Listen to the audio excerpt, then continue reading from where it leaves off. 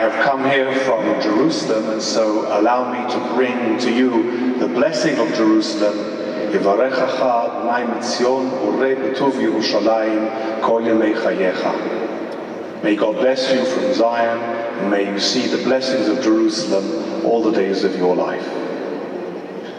And just the week before, I had the great honor to be in Rome for the official celebration of the 50th anniversary of Nostra Aetate, celebrated with and by Pope Francis. But in many ways, the opportunity to be here with you on this occasion is even the cherry on the top of the cake of such celebrations and events, because it is a remarkable testimony to the relationship between the Catholic Church in a country and its Jewish community.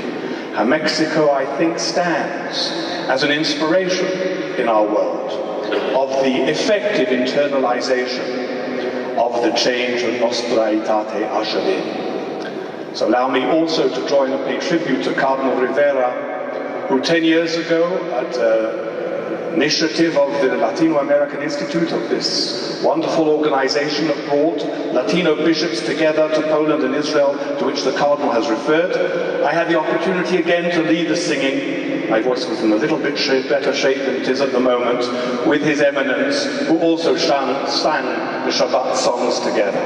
And so it is wonderful to be able to enjoy His hospitality and presence here in Mexico City. You are probably all aware of the joke, of the witticism. Everything has been said, but not everybody has said it. And indeed, the wonderful video we saw summed up the transformation, and the comments that we have heard already have highlighted the importance of the event that we celebrate. Perhaps I could just add a little more to emphasize even further the enormity of what we are celebrating. In some ways, both the modesty of what we are celebrating, but at the same time, the enormity. Pope Benedict XVI pointed out that what was particularly stunning about Nostra Aetate, section 4, was that never before in the history of the Church had a pope or a council addressed its relationship with the Jewish people.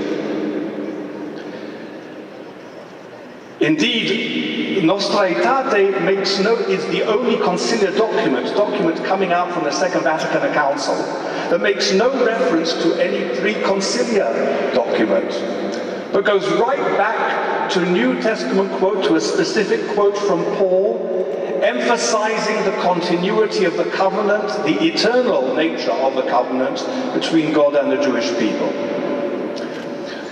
This in itself was not necessarily so stunning, because you could still see the Jewish people as part of God's plan in a negative light, as indeed often Christians had described Jewish survival as a testimony through their homelessness and to their victimhood of the proof of Christianity.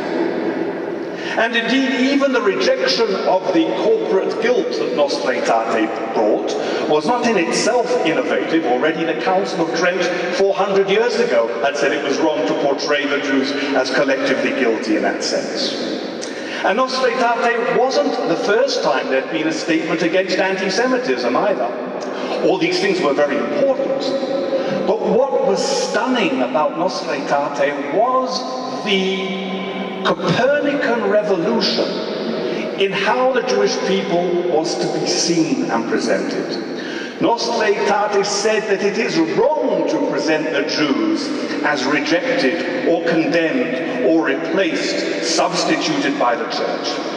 It affirmed that there is this living bond.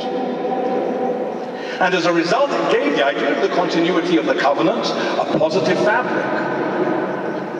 Nostra Aetate was, as Cardinal Walter Kasper has described it, but the beginning of the beginning. But it was the beginning of a beginning that was truly revolutionary in terms of how the Church saw the Jewish people and its relationship with the Jewish people. And as has already been mentioned, but allow me to emphasize, arguably nothing demonstrated this even more than the dramatic gestures of St. John Paul II, both in his visit to the synagogue, where he referred to the Jews, as Cardinal Rivera has told us, as a dearly beloved elder brother of the Church, but perhaps even more dramatically in his visit to Israel. I think it's important for us to understand also the impact upon the Israeli society. Most Israelis never meet a modern Christian. Even when we travel abroad, we tend to meet non-Jews as non-Jews. And indeed, in many parts of the Jewish world, the images of Christianity have still remained as part of that tragic legacy. To see a Pope at Yad Vashem, in tearful solidarity with Jewish suffering, to learn of how he saved children as a novice, how he returned Jewish children who'd been adopted and baptized by Catholic parents back to their Jewish natural parents, to see him at the Kotel at the Western Wall in respect for Jewish tradition, putting there a text asking God's forgiveness for sins committed against Jews down the generations, that was mind-boggling. And even for people who don't read documents, and too many people today don't even read at all, nevertheless the images demonstrated so powerfully that there has been a sea change in the attitude of the Church towards the Jewish people. And indeed, St. John Paul II's successors continued in his footsteps. In fact, Pope Benedict pointed out that to refer to the Jewish people as the elder brother could be misinterpreted, because if you read the book of Genesis in particular, but if you read the Torah, the older brother normally comes out having actually with the worst end of the story, and normally doesn't come out very well. And therefore Benedict, in his wisdom and humor, suggested we should talk of the Jews as our parents in faith, the parentage of the Jewish people. And now comes Pope Francis, who, as His Eminence has mentioned, is deeply not only committed, but feels connected to the Jewish people. Never before in history, since St. Peter, has there been a Pope who has known the Jewish community with the intimacy that Pope Francis does, and can not only demonstrate that love so that the world knows that the Pope is a friend of the Jews, but can say, and indeed His Eminence has already quoted Evangelii Gaudium, the encyclical of the Pope. Let me also refer to some comments which show this profound sea change, this Copernican revolution in the attitude of the Church towards the Jewish people. He writes in section 249 of Evangelii Gaudium, God continues to work among the people of the Old Covenant and to bring forth great treasures of wisdom which flow from their encounter with His Word. The Church is enriched when she also receives the values of Judaism. We have a great complementarity. This is something that we cannot minimize or disregard. It is a change that is unequaled in human history. This sounds like ridiculous hyperbole, but there is nothing comparable. To have seen a community, a Jewish community, yesterday as condemned, rejected, deserving of its own suffering for perpetual wandering, and now to say that is wrong. The Jewish people is our dearly beloved elder brother of the original covenant, never broken, never to be broken. We are sustained by this relationship. We have an intrinsic relationship, as His Eminence quoted, that is like no other religion. There is nothing comparable in human history to this.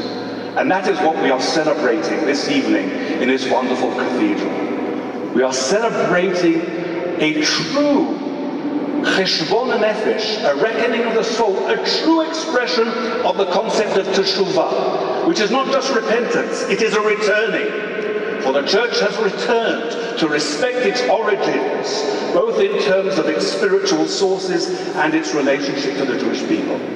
And for this we must give thanks to God, and thanks to all who, particularly in this wonderful country and community, demonstrate this newfound bond, relationship and respect between the Church and the Jewish people. Thank you.